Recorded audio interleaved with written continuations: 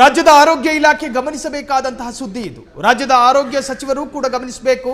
ವೈದ್ಯಕೀಯ ಶಿಕ್ಷಣ ಸಚಿವರೇ ಸ್ವಲ್ಪ ಇಲ್ಲಿ ನೋಡಿ, ಏನಿದು ಅನ್ಯಾಯ. ಆರೋಗ್ಯ ಸಚಿವರೇ, ಇದೊಂದು ಸ್ಟೋರಿಯನ್ನು ನೀವು ಗಮನಿಸಲೇಬೇಕು. ವೈದ್ಯಕೀಯ ಶಿಕ್ಷಣ ಸಚಿವರೇ ಸ್ವಲ್ಪ ಇತ್ತ ಗಮನಿಸಿ. ರೋಗಿಗಳಿಗೆ ಸಿಗದ ಔಷಧಿ ತಿಪ್ಪೆಗೆ ಬೀಳುತ್ತಾ ಇದೆ. ರಾಯಚೂರಿನಲ್ಲಿ ಬಯಲಾಯಿತು ಆರೋಗ್ಯ ಇಲಾಖೆಯ ಘೋರ ನಿರ್ಲಕ್ಷ್ಯ. ಕಂಡಲ್ಲಿ ಮದ್ದುಗಳು, ಬಡವರಿಗೆ ಹೊರಗೆ ಬರೆಯುವಂತಹ ಚೀಟಿ, ಸರ್ಕಾರಿ ಸಿರಪ್ಗಳು ಸ್ಮಶಾನದ ಪಾಲಾಗಿದೆ. ಸರ್ಕಾರಿ ಔಷಧಿಗಳು ರೋಗಿಗಳ ಹೊಟ್ಟೆ ಸೇರಬೇಕೋ ತಿಪ್ಪೆಗುಂಡಿ ಸೇರಬೇಕು? ಇದೇನಾ ನಮ್ಮ ಆರೋಗ್ಯ ವ್ಯವಸ್ಥೆಯ ಅಸಲಿ ಮುಖ?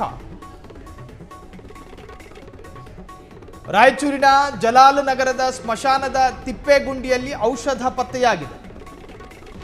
ರಾಶಿ ಸಿರಿಂಜ್ಗಳು, ಅವಧಿ ಮುಗಿಯದ ಮಕ್ಕಳ ಕೆಮ್ಮಿನ ಸಿರಪ್ಗಳು. ಆಸ್ಪತ್ರೆಯಲ್ಲಿ ಸ್ಟಾಕ್ ಇಲ್ಲ ಎನ್ನುವ ಸರ್ಕಾರಿ ವೈದ್ಯರು. ತಿಪ್ಪೆಯಲ್ಲಿ ಮಾತ್ರ ಸರ್ಕಾರದ ಸಪ್ಲೈ ಔಷಧಿಗಳು ಪತ್ತೆಯಾಗಿದೆ. ಹೇಗೆ? ಸಿರಿಂಜ್ ಮೇಲೆ ಗವರ್ನಮೆಂಟ್ ಸಪ್ಲೈ ಎಂದು ಸೀಲ್ ಇದ್ರೂ ಕೂಡ ಅದು ತಿಪ್ಪೆ ಸೇರ್ತಾ ಇದೆ. ಅದಕ್ಕೆ ಕಾರಣ ಏನು? ಆದರೆ ಬಿದ್ದಿರೋದು ಸ್ಮಶಾನದ ಗುಂಡಿಯಲ್ಲಿ. ನಿಜಕ್ಕೂ ಕೂಡ ಎಂತಹ ನಿರ್ಲಕ್ಷ್ಯದ ಪರಮಾವಧಿ ಅಲ್ಲ.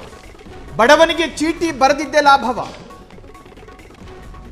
ಅವಧಿ ಮುಗಿಯದ ಟಾನಿಕ್ಗಳನ್ನು ಬಿಸಾಡಿದ್ಯಾರು?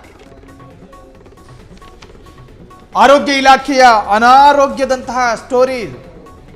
ಸರ್ಕಾರ ಉಚಿತವಾಗಿ ಔಷಧಿಗಳನ್ನು ಸಪ್ಲೈ ಮಾಡುತ್ತೆ. ಈ ರಾಜ್ಯದ ಬಡವರ್ಗಕ್ಕೆ ಒಂದು ಮುಲಾಮುನಂತೆ ಅಥವಾ ಮದ್ದಿನಂತೆ ಅದು ಕಾರ್ಯಾಚರಿಸೋದಕ್ಕೆ.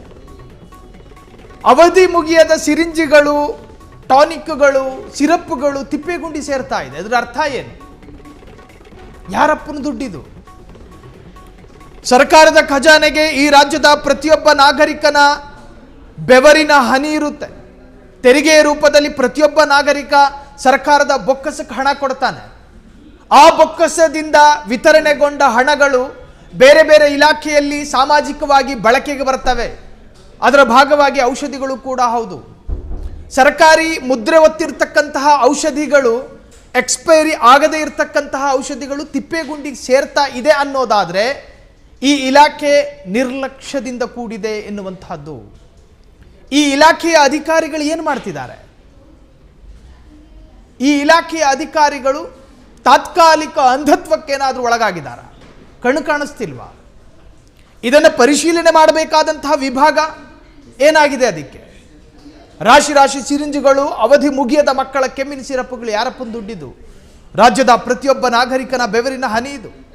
ಆಸ್ಪತ್ರೆಯಲ್ಲಿ ಸ್ಟಾಕ್ ಇಲ್ಲ ಅಂತ ಹೇಳ್ತಾರೆ ಸರ್ಕಾರಿ ವೈದ್ಯರು. ಸಾಮಾನ್ಯವಾಗಿ ಈ ಬಿಲೋ ಪಾವರ್ಟಿ ಲೈನ್ ಬಡ ವರ್ಗ ಹೋಗೋದು ಖಾಸಗಿ ಆಸ್ಪತ್ರೆಗಳಿಗಲ್ಲ, ಬದಲಾಗಿ ಸರ್ಕಾರಿ ಆಸ್ಪತ್ರೆಗಳಿಗೆ.